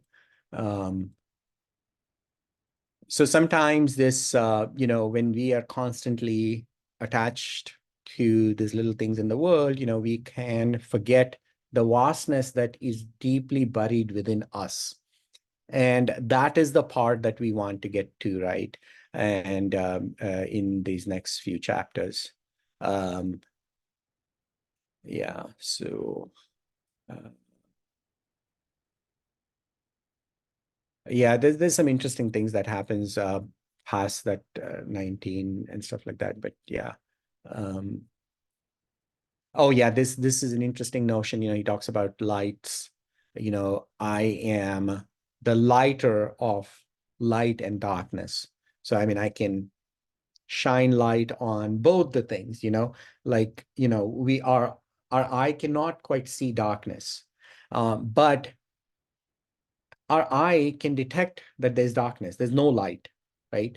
So it's as if something is making us aware that there's darkness and then there's light. That something is that higher self, right? So it's as if, the higher self's brightness is so brighter than your common brightness that you see from sun. So through these little eyes that we have been given, we can understand when it is bright, and we can understand when there is no light, right?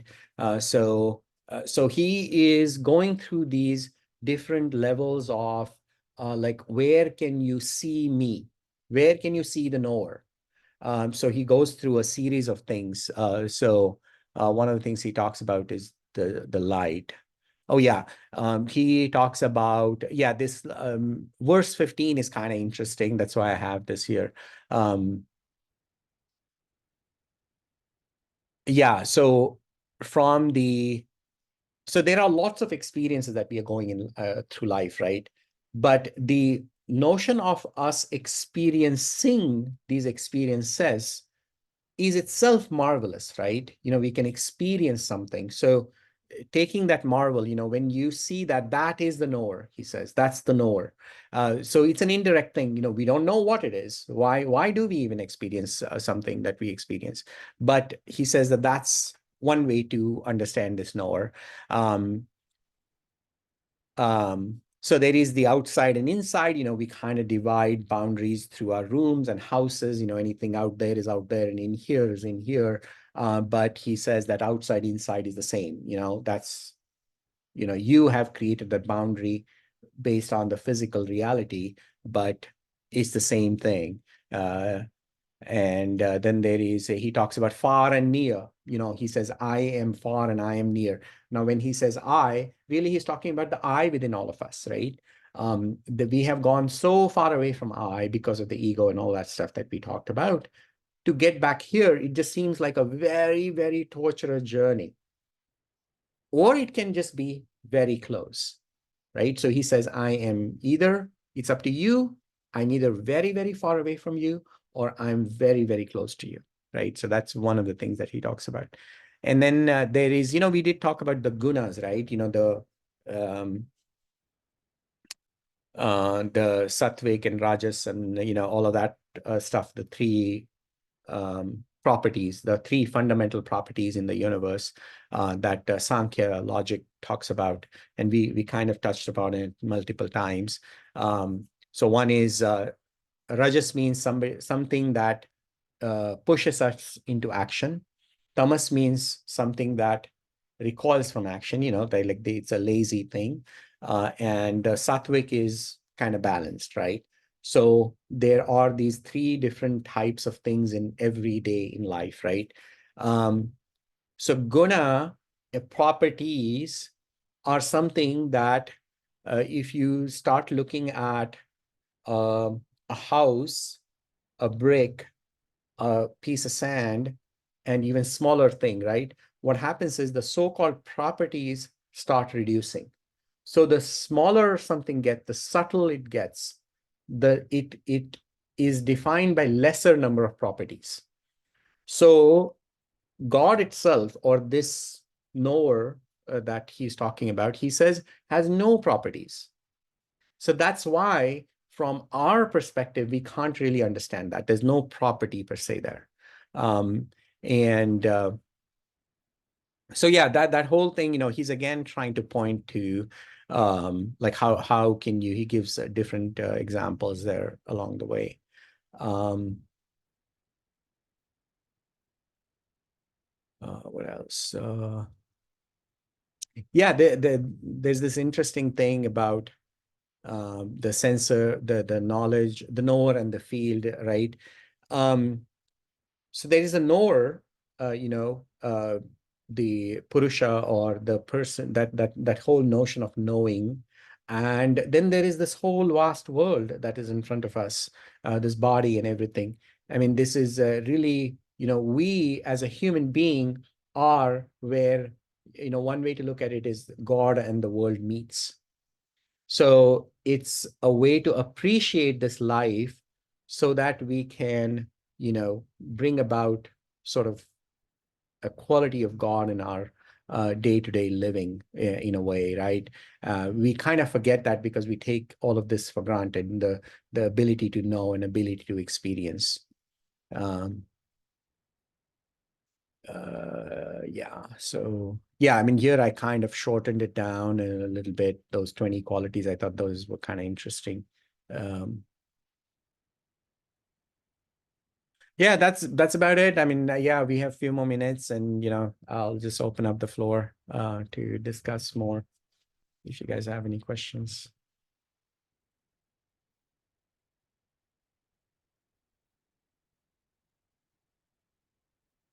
Oh yeah, Flatland by Edwin Abbott. That's right. Yeah. Oh, yeah. Go ahead, Joe.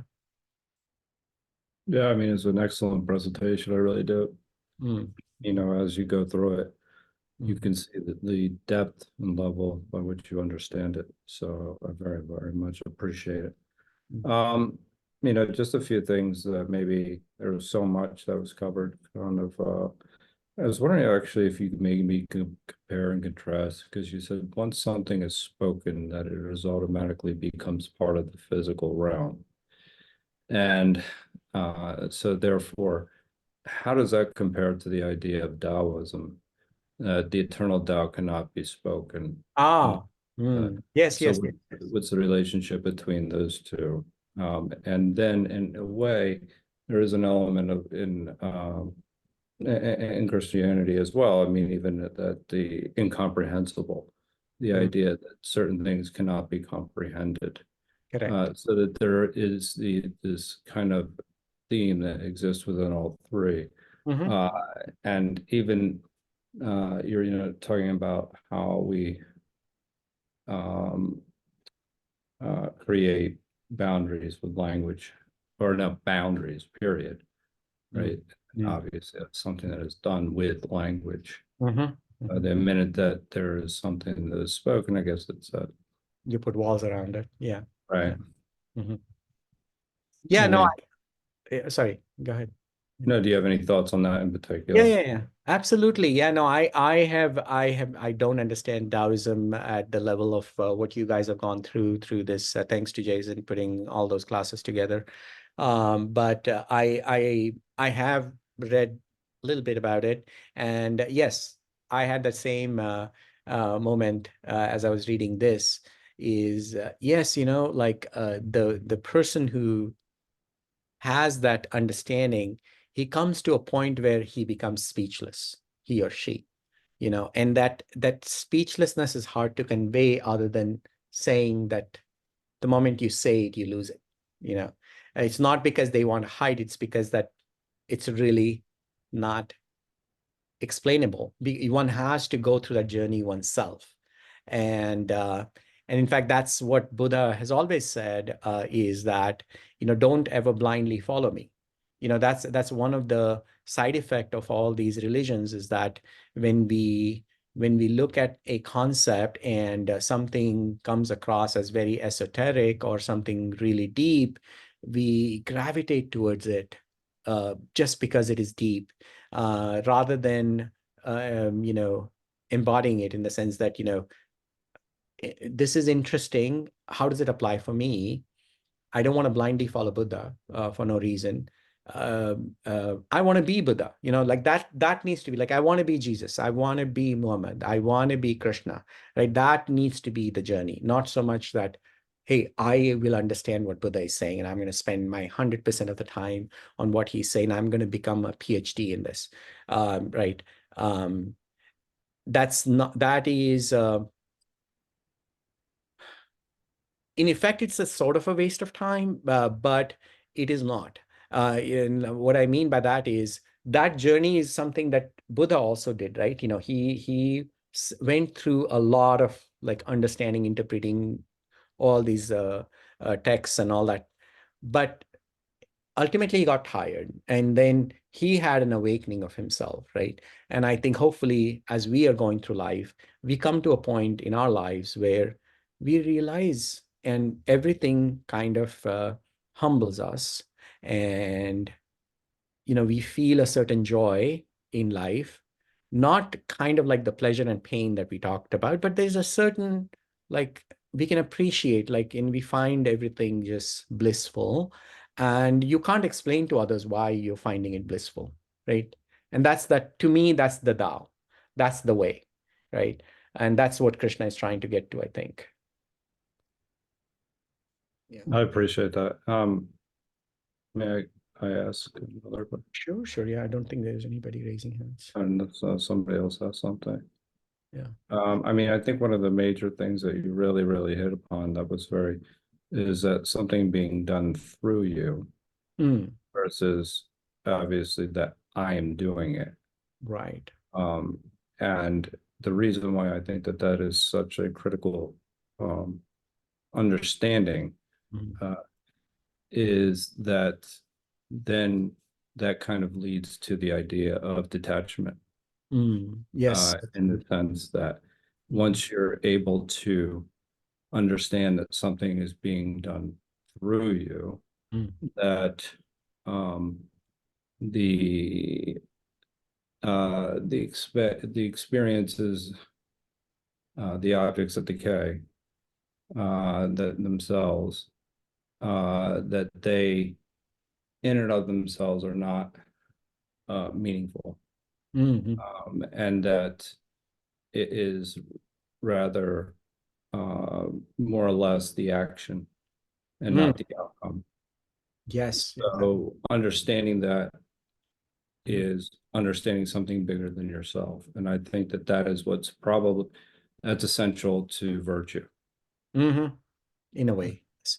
Yeah, I think we have a very when immediately when you uttered that word virtue, there's all these things that pop up in your head, right? It That, depends on the term. Yeah, sure. yeah, it depends on like, what your upbringing has been. But you're right. I mean, virtue really is this a deeper understanding of the action that you're doing and turning off the ego, and whatever comes out of you at that point is a virtue.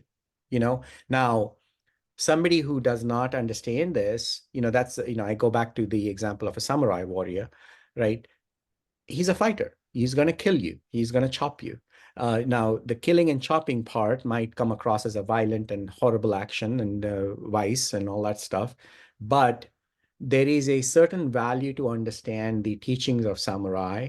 And, virtue by itself is not the ethical understanding of how we understand so-called societal living or civilized living. It's more about, at least from Gita's point of view and how you explained it, it's more about the action comes out not as a I am doing it, but it is happening. And when that happens, you're not acting out of spite or fear. And that itself is a virtue. So yeah, cool. Yeah, I think that I mean is a very important point. Because especially when you think about it in terms of, yeah, your direct relationship to the ego, I did it, I did it for this. And then as opposed to actually, you're not even able to ask the question as to why it was done in the first place. And that's the much deeper level of understanding that exists. And I mean, there was a lot. I mean, I also think that the obsession that you talked about was also very important, in the sense that when we become obsessed with things, well, actually, let me back that up, because there's something else that I wanted to just run back by you really quickly. Somebody in Stoicism, somebody told me, we were talking last week how the word desire is maybe not translated, and you just mentioned it, how it's not translated actually ideally from Sanskrit. Some people might suggest using the term value. Value.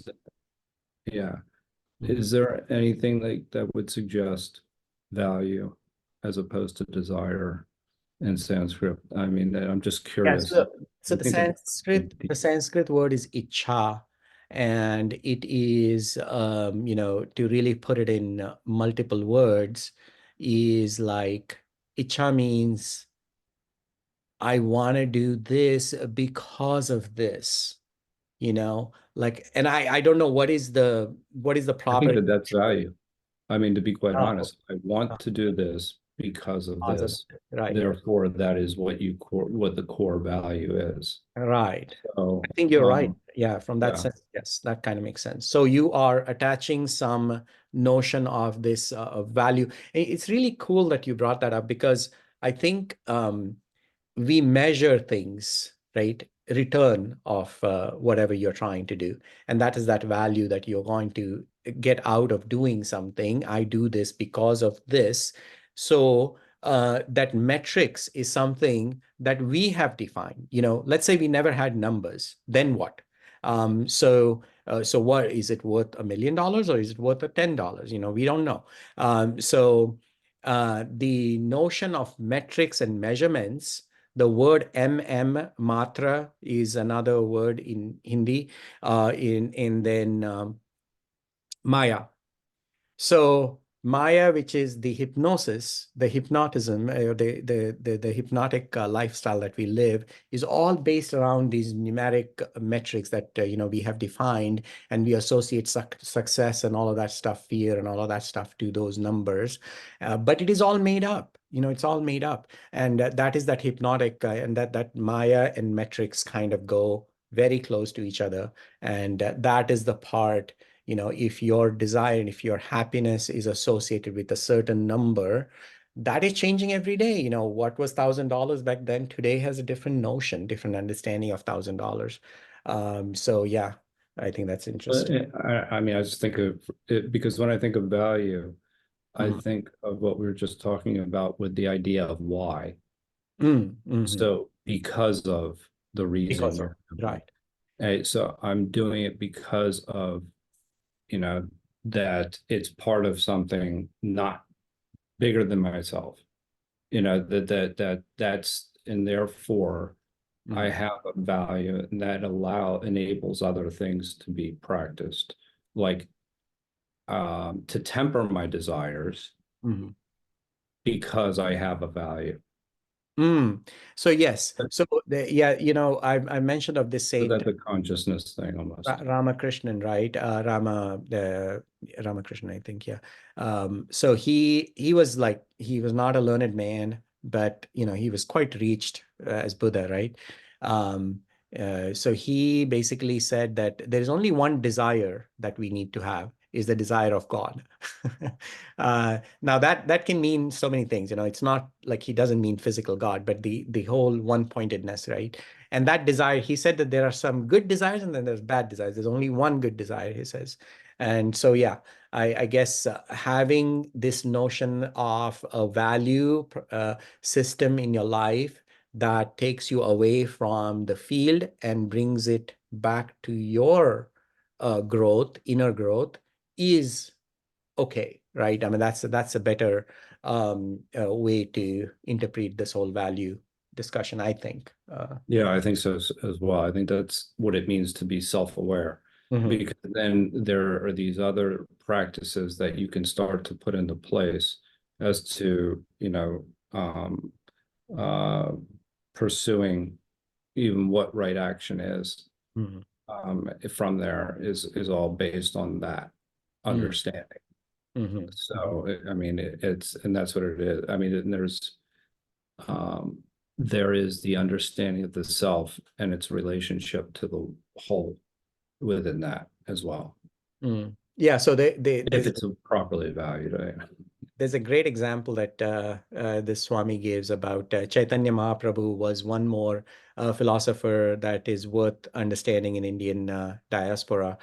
He was a very logical person initially, and he would argue and argue to death in the sense that he would make you lose your argument, be anything about anything. And then he eventually becomes this very highest devotee of Krishna.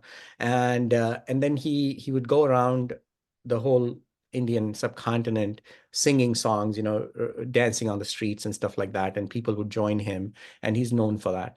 And so one of the dialogues with him, and maybe it's a made up story, but it's worthwhile. He says, like, why do you do this? Do you expect that God is going to give you something great? And his response is kind of really interesting. He says, "Oh, I never really asked myself why I do this. I have no idea."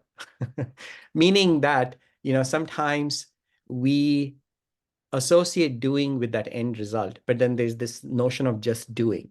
And the fact that he has gone through this whole exercise of very logical thinking and argumentation, and he has come to a point where, he just is enjoying life and he's dancing and is singing and, hymns and all that, with no goal of achieving God or any of that stuff, right? So what is the value when you do that then, right? There's no value. There's nothing. He's just doing it, doing the action for the action's sake, in a way. So anyway, all right. Well, anybody else has anything, or we can wrap up, I guess, Jason. There's no hands Yeah, raised.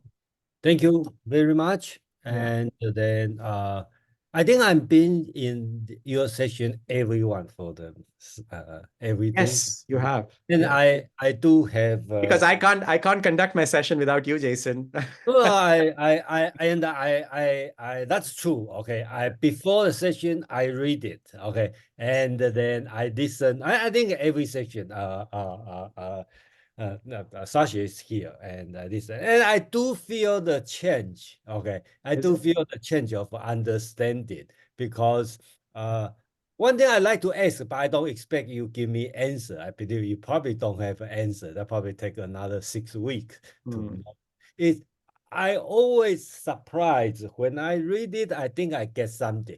But when you summarize it, you told me the difference. I said, why I didn't know this So when I read it, right? So yes. that means Sashi is much smarter than me. No, no, no, no. Okay, so this is what happens, right? I think I have a lot of avenues where I'm listening to these Swamis and also J. Krishnamurti and all of that stuff. Sometimes, like you connect the thoughts in I the know. sense that, hey, I heard something from this guy. Oh my God, is this what Gita is trying to say? It's just like, ooh, a light glows on you. It's just like, oh my God, this is amazing.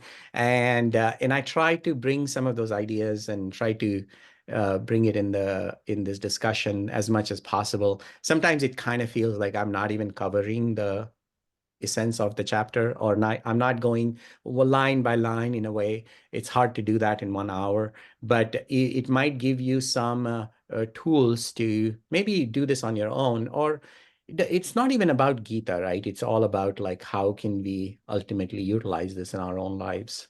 So yeah, well, thank you. Yeah, thanks for observing that.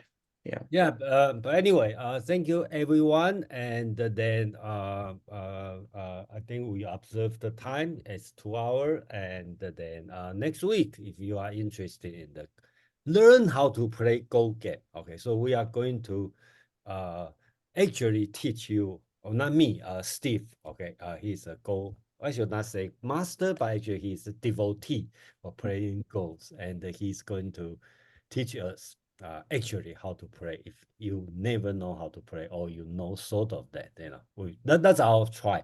I know it's difficult, but we will try it. Yeah. And then after that, I'm going to continue on the history of Chinese philosophy. So And a lot of these videos are available on Jason's YouTube channel. So I think if you guys are going to continue with Gita, we are so far deep away from the initial part. Sometimes it's good for you to kind of go through those initial lectures. It might help you, and you might bring some interesting ideas to the table. So it is not just me talking then.